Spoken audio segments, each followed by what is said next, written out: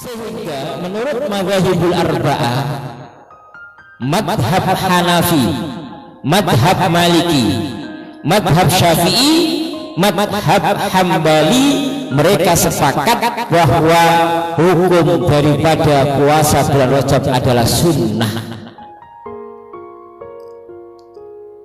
Berdasarkan dengan sabda Rasulullah SAW, afdalus siyami ba'da syahri Ramadan siyamu syahrillahil muharram. Puasa yang paling mulia setelah bulan Ramadan adalah puasa di bulan yang diagungkan oleh Allah Subhanahu wa taala.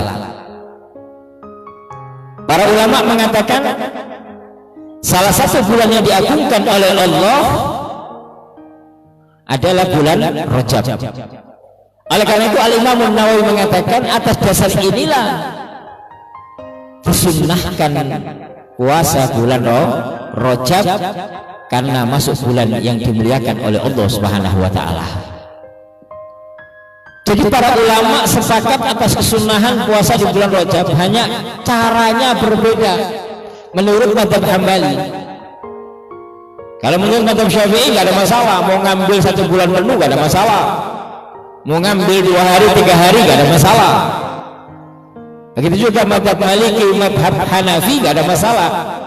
Hanya saja menurut mazhab Hambali, ya, harus didahului 1 hari sebelum bulan Rajab. Kalau nggak bisa, maka ditambah 1 hari atau 2 hari setelah bulan Rajab, yaitu bulan Sya'ban. Kalau hanya puasa di bulan Rajab saja 1 bulan penuh, maka hukumnya makruh. Tapi kalau dimulai dengan 1 hari sebelum bulan Rajab atau 1 hari setelah bulan Rajab, yaitu di bulan Sya'ban, maka hukumnya sunnah. Ini pendapat Hanabilah. Tapi intinya mereka sepakat bahwa puasa di bulan Rajab adalah hukumnya sunnah.